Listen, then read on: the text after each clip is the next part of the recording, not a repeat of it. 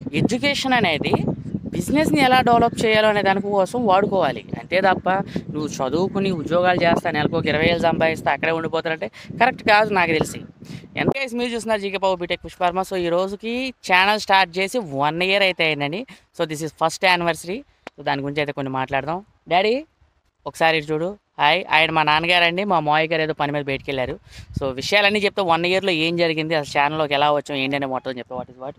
చాలా హ్యాపీగా ఉంది. ఇందాకే చూసా మన ఛానల్ అసలు ఎన్ని వీడియోలు పెట్టాను ఏంటి అని చూద్దామని చూస్తే 391 వీడియో అయితే పెట్టానండి ఇప్పటికి. అంటే రోజుకు ఒక వీడియో కింద పెట్టాను యావరేజ్‌న. ఒక రోజు పెట్టని, ఒక రోజు పెట్టని, ఒక రోజు 2 వీడియోలు పెట్టినాయి. సో, చాలా హ్యాపీగా అనిపించింది. ఫస్ట్ యానివర్సరీ అండి ఇవాళ.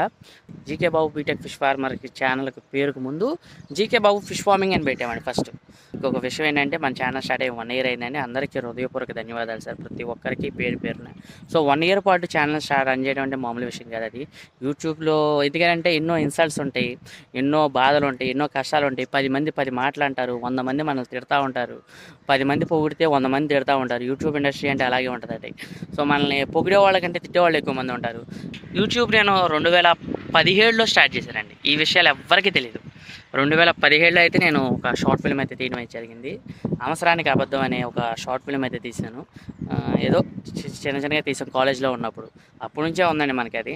సో, కాలేజ్లో అయితే తీయడం అయితే జరిగింది. అది స్క్రీన్ మీద కూడా వేస్తున్నా, లింక్ కింద ఇస్తా చూడండి, అక్కడ నుంచి చూడొచ్చు. తర్వాత మనం ఇండస్ట్రీకి వెళ్తాం, మళ్ళీ బిజినెస్ మ్యాన్ అని ఒక వెబ్ సిరీస్ తీయడం, అది కూడా మన లింక్ ఇస్తా చూడండి. బిజినెస్ మ్యాన్ అని తీసాం. మనకేంటో థాట్ ఎప్పుడు బిజినెస్ మీద ఉండేది. ఎంత ఎడ్యుకేషన్ చదువుకున్నా సరే ఎడ్యుకేషన్ అనేది బిజినెస్‌ని ఎలా డెవలప్ చేయాలో అనే దాని కోసం వాడుకోవాలి. అంతే తప్ప నువ్వు చదువుకుని ఉద్యోగాలు చేస్తా, నెలకు ఒక 20,000 సంపాదిస్తా, అక్కడే ఉండిపోతానంటే కరెక్ట్ కాదు నాకు తెలిసి. ఎంతైనా సరే అవును అంతేనండి. ఉద్యోగాలు లేవు. ఆంధ్రాలో, తెలంగాణలో ఉద్యోగాలు ఎవ్వడికి రావు. ఇప్పుడు గవర్నమెంట్ మారుతుంది, అయినా సరే రావు. అందుకే నిరుద్యోగ భృతి ఇస్తా అంటున్నారు. అందుకే ఏంటంటే క్రియేట్ ద ఎంపవర్. ఏదంటే ఒక ఎంప్లాయ్మెంట్ని మనం క్రియేట్ చేయాలి. సో, ఇప్పుడు నేను ఒక చేపల చెరువు అలాంటివి చేస్తున్నాను. మీ అందరికీ తెలుసు ఆ విషయాలు.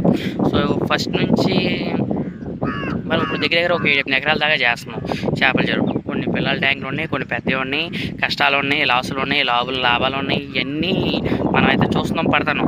కానీ నేను ఎంతమందికి పనిస్తున్నాను అనే దాని గురించి ఒకసారి వల్లాగే రోజున నా చెరువులో పట్టుబడి అంటే 20 మంది మనుషులు ఉంటారు. పెద్ద చెరువులు అవుతుందంటే కేజీలు అవుతుందంటే 30 మంది మనుషులు ఉంటున్నారు. అంటే నాకు ఒక రోజు వచ్చేసరికి నేను పట్టుబడి పట్టినప్పుడల్లా ఒక 10-15 మందికి నేను ఎంప్లాయ్మెంట్ ఇస్తున్నాను. అలాగే రెగ్యులర్గా నా చెరువు మీద చేయడానికి ఒక 2 మనుషులు ఉన్నారు. సో, వీళ్ళందరికీ నేను ఎంప్లాయ్మెంట్ ఇచ్చానా లేదా? సో, కస్టమర్ రివ్యూస్ అంటే నా దగ్గర చేపల కొని పట్టుకెళ్ళిన వాళ్ళు ఎలా ఫీల్ అయ్యారనే ఉన్నాయి. రిజల్ట్ వచ్చిన కూడా వీడియోస్ కూడా ఉన్నాయి. ఎందుకంటే 1 ఇయర్ నుంచి పట్టుకెళ్తున్నారు. సో, మనకేంటంటే 6-7 మంత్స్ నుంచి రెగ్యులర్గా అయితే చేపలు పట్టుకెళ్ళడం జరిగింది. అండ్ రిజల్ట్ రావడానికి కొన్ని ఉన్నాయి. అవి కూడా మనకి ఇంకా అప్లోడ్ అయితే చేయడమే జరుగుతుంది. సో, ఎంతోమంది రైతులతో రండి, ఎలాంటి వాళ్ళతో మాట్లాడారంటే మనకి ఒక డాక్టర్ గారు ఫోన్ చేశారండి, ఒక లాయర్ గారు చేశారు, అలాగే ఒక పోలీస్ ఆఫీసర్ కాల్ చేశారు, లాయర్ అదే కోర్టులో పనిచేసే వాళ్ళు ఉంటారు, వాళ్ళు చేశారు. చేపల చెరువుల గురించి తెలుసుకోవడం కోసం, అవగాహన కోసం కొంతమంది కొంతమంది చేస్తున్న వాళ్ళు. సో, నాకు ఒక 3-4 అయితే డైరెక్ట్ చెప్పాను, మేము ఇలా డిపార్ట్మెంట్ నుంచి మాట్లాడుతున్నాం నేనైతే అన్నారు. సో, వాళ్ళు కూడా హ్యాపీ అండి. నేను ఆ కాల్స్ అప్లోడ్ చేయలేదండి. ఎందుకంటే వాళ్ళు ప్రైవసీ సెక్యూరిటీ ఉంటుంది ఆ రీజన్స్ ప్రకారం. సో, ఈ విషయాలు కూడా చెప్పకూడదు. కానీ 1 ఇయర్లో ఏం జరిగినాయి అనే విషయాలు అయితే మీకు చెప్పడమే జరుగుతుంది. అలాగే మన సబ్స్క్రైబర్స్ కానీ వాళ్ళు కానీ మన దగ్గరకు వచ్చి కలవడం, మాట్లాడటం, ఎన్నో ఫోన్ కాల్స్ కానీ డైరెక్ట్గా వచ్చి చేపలు తీసుకెళ్ళడం, ఇవి కూడా మన ఛానల్లో ఉన్నాయండి, పెట్టానండి ప్రతి ఒక్కటి. ఎందుకంటే మనం అంత జెన్యూన్గా చేసి అయితే పంపించడం అయితే జరుగుతుంది.